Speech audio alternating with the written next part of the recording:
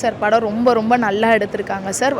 படத்தில் வந்து அனுபமா மேமோட கேரக்டர் வந்து அவ்வளோ சூப்பராக காமிச்சிருக்காங்க, ரியலாக ஆக்ட் பண்ணியிருக்காங்க. ஸோ இந்த ஜென்ரேஷனுக்கு தேவையான படம். ஸோ பெண்கள் வந்து சுதந்திரமாக இருக்கலாம், பட் வந்து சுதந்திரமாக இருக்கும் பொழுது எந்தெந்த விஷயத்தில் சுதந்திரமாக இருக்கிறோமோ அந்த விஷயத்தில் நம்மளோட கவனம்ன்றது தேவை.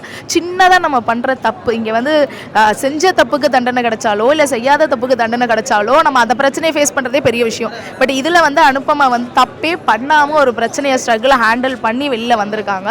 ஸோ அது இந்த படத்தில் ரொம்ப அழகாக காமிச்சிருக்காங்க. அவங்களோட ஆக்டிங் செம்மையாக இருக்குது. ஸோ கண்டிப்பாக வந்து பாருங்கள். படம் உண்மையிலே ரொம்ப அருமையாக இருந்தது. என்ன சொல்கிறது, ஒவ்வொரு சீனுமே வந்து நம்மளோட வாழ்வியலோட வந்து பின்னி பிணைஞ்ச மாதிரியான ஒரு கதையம்சம் வந்து இந்த டைரக்டர் நமக்கு கொடுத்துருக்காரு. படம் நல்லா இருந்தது. என்ன சொல்ல வராங்க, பெற்றவங்க உண்மையாக ரெஸ்பான்சிபிலிட்டி எடுத்துக்கணும்.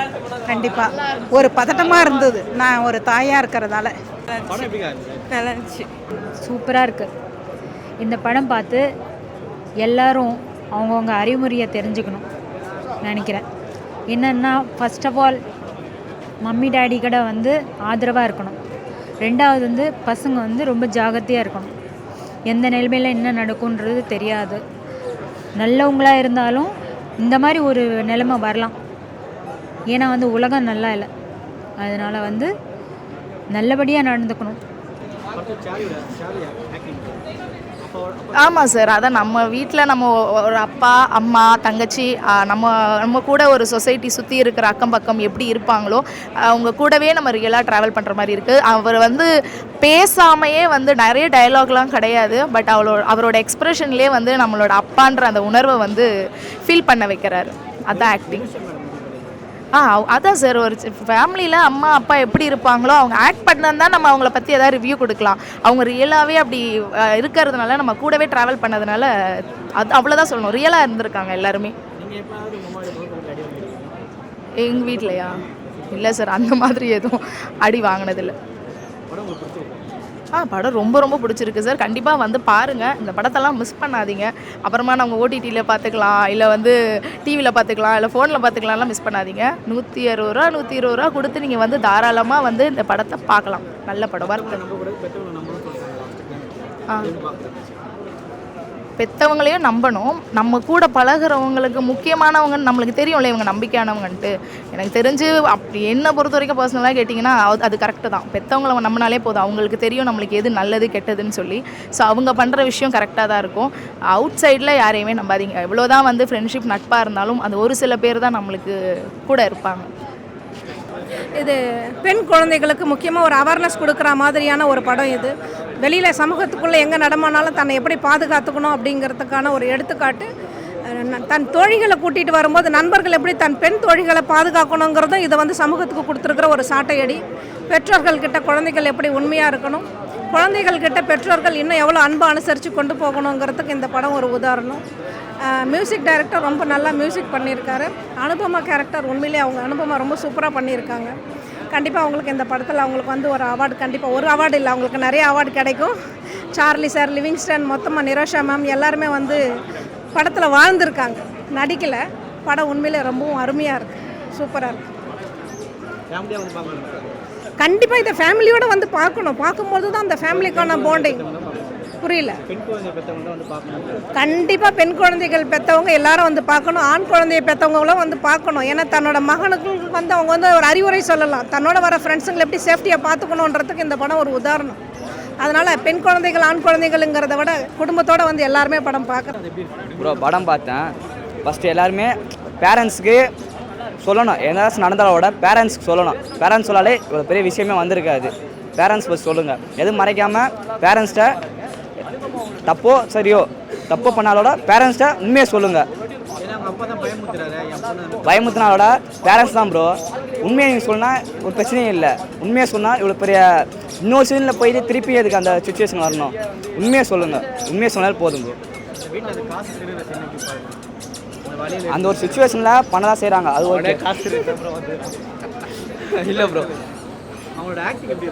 ஆக்டிங்லாம் நல்லா தான் ப்ரோ இருக்குது. அதெல்லாம் பிரச்சனை இல்லை. என்ன பிரச்சனை இருந்தாலும் பேரண்ட்ஸை உண்மையாக இருங்க, அவ்வளோதான் ப்ரோ. பேரண்ட்ஸை நம்புங்க. நீங்கள் யாரோ நம்புறது பேரண்ட்ஸை நம்புங்க, அது போதும், அவ்வளோதான். இப்படிலாம் எல்லாமே நல்லா இருந்தது. எல்லாமே அவங்கவுங்களுடைய இது ஆக்டிங்காக நல்லா பண்ணியிருந்தாங்க. நல்லா இருந்தது. நல்லா இருந்தது. அது எல்லாமே ஒரு பதட்டத்திலேயே போன மாதிரி இருந்தது. படமே பதட்டமாக இருந்தது. நான் ஒரு அம்மான்றதால நல்லா இருந்தது. நல்லா பண்ணியிருக்காங்க. ஆமாம், கண்டிப்பாக. ஆமாம், பெற்றவங்கக்கிட்ட எதுவாக இருந்தாலும் சொல்லணும். கண்டிப்பாக இது தப்பு தான் பசங்க பண்ணுறது. ஆமாம் ஆமாம், கண்டிப்பாக.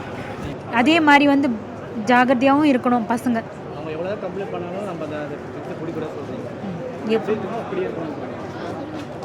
அதுதான் அப்படி நல்லா இருந்துச்சு, சூப்பராக இருந்துச்சு. அனுப்புமாவோட தங்கச்சியை தான் என் பொண்ணு. ஓகேவா? அம்மா அப்பா பேச்சை மீறாமல் இருந்தால் பிரச்சனையே வராது. மீறதுனால நிறைய பிரச்சனை வரும். எப்போ நம்ம வந்து அம்மா அப்பா பேச்சை ஒரு வாட்டி மீறுறோமோ அதனால் வர்ற ஆபத்துகள் விளைவுகள் நிறைய இருக்கும். அவங்களுக்கே தெரியாது, அவளுக்கே தெரியாமல் நடந்துச்சு. அந்த மாதிரி ஒரு சுச்சுவேஷன் வரக்கூடாதுன்னா வந்து அம்மா அப்பா கிட்ட எதுவுமே மறைக்கக்கூடாது. பசங்க ஃப்ரீயாக இருக்கணும், என் பசங்க மாதிரி. ரொம்ப ஒரு சிறப்பான படம். எல்லா வயசுக்கு வந்த பெண்களும் தாய் தகப்பனும் பார்க்க வேண்டிய ஒரு படம். தமிழ் சினிமாவுக்கு ஒரு நல்ல டைரக்டர் கிடச்சிருக்காரு, ஏஆர் ஜீவா. ரகுநந்தன் ஆர்ஆரில் வந்து ஒரு ரெவல்யூஷனே பண்ணியிருக்காரு. ஒரு குடும்ப படத்தில் இவ்வளோ பிரம்மாண்டமான ஒரு இசை, அந்த உணர்ச்சிகளை கடத்துறதுல அந்த இசை ரொம்ப முக்கியமான ஒரு இடத்த கொடுத்துருக்கு. படம் பார்க்கும்போது உண்மையிலே ஒரு மாதிரி கலங்கிட்டோம். உண்மையிலே வரும்போதே கொஞ்சம் கலங்கிட்டு தான் வந்தேன். ரொம்ப அருமையான படம். நிச்சயமாக நேஷ்னல் அவார்டு வின்னர் சினிமா. மக்களோட மனசையும் வெல்லும். அருமையான படம். எல்லா படமும் ஒரு மாதிரி இருக்காதுன்னு சொல்லுவாங்கள்ல, அந்த மாதிரி இது ஒரு சிறப்பான படம். ரொம்ப அற்புதமான படம். புரியல? இல்லை, டைரக்டர் அதை நம்மளோட கற்பனைக்கே விட்டார். ரொம்ப சிறப்பாக பண்ணியிருக்காரு. தமிழ் சினிமாவில் ரொம்ப நாளைக்கு அப்புறம் வந்து ஒரு நல்ல படம், ஒரு நல்ல டீம் கிடச்சிருக்கு. ஒரு அருமையான மியூசிக் டைரக்டர், ஒரு அருமையான டைரக்டர், மிகச்சிறப்பான ஒரு ஒளிப்பதிவாளர். கண்டிப்பாக இந்த மாதிரியான படங்கள் மிகப்பெரிய வெற்றி அடையணும். அப்போ தான் தமிழ் சினிமா இந்த மாதிரி நல்ல படங்கள் எடுக்க வேண்டி வரும். அவர் நம்ம சொல்ல தேவையில்லை, ரொம்ப சிறப்பாக இருந்தது. என்னென்னா கதாநாயகி சிங்கிளாக மொத்த படத்தையும் தாங்கியிருக்காங்க. இந்த படத்தை சக்ஸஸ் பண்ண வச்சுருக்காங்க, அதான் வெற்றி பெற வச்சுருக்காங்கன்னு தான் சொல்லணும். ஏன்னா அவங்க தான் இந்த படத்தோட மொத்த முதுகெலும்புமே.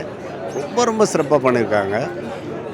ஒரு பழைய காலத்து நடிகைகளை சொன்னால் சாவித்திரி, கேஆர் விஜயா, அந்த மாதிரியான நல்ல நடிகைகளோட வரிசையில் இந்த பொண்ணு வருவாங்க. ஏன்னா அந்தளவுக்கு ரொம்ப சிறப்பான ஒரு நடிப்பு. மிகச்சிறந்த படம். நிச்சயமாக இதை வந்து மக்கள் ஏற்றுக்கணும். இந்த மாதிரி படங்கள் ஜெயிச்சா தான் தமிழ் சினிமா நல்லாயிருக்கும். நல்ல டைரக்டருக்கு வாழ்த்துக்கள். ஆமாம், உண்மையிலே அந்த கருத்து ரொம்ப பெரிய அளவுக்கு இருக்குது. அது மட்டும் இல்லை, சொல்லவே தேவையில்லை, அது ஆட்டோமேட்டிக்காக புரியுது. என்னன்னு கேட்டிங்கன்னா, தான் குழந்தைக்கு வந்து அவ்வளோ உரிமை கொடுக்குற ஒரு பெற்றோர்களை விட்டுட்டு எவனோ ஒருத்தன் திடீர்னு வந்தான் அவங்க கூட போகிற, அதாவது அவள் யாருன்னு ஒரு தகுதியானவனை தேர்ந்தெடுக்க முடியாத பெண்களுடைய குழப்பமான மனநிலையை டைரக்டர் ரொம்ப அருமையாக சொல்லியிருக்காரு வேற ஒரு கதாபாத்திரத்தின் மூலமாக. இந்த பொண்ணோட கதாபாத்திரம் கிடைக்குதுங்கிறதுக்காக விஷத்தை இனிப்பு நினச்சி குடிச்சிடக்கூடாது அப்படிங்கிறது வாழ்க்கையோட முக்கியமான பாயிண்ட். அது ரொம்ப நல்லா சொல்லியிருக்காரு. அது என்ன சொல்கிறது, உண்மையிலே வந்து நானும் ஒரு பெண் குழந்தை பற்றி தகப்பேன். மனசு ஒரு மாதிரி நெகிழ்ந்துருச்சு. வாழ்த்துக்கள். ஒரு ஆமாம்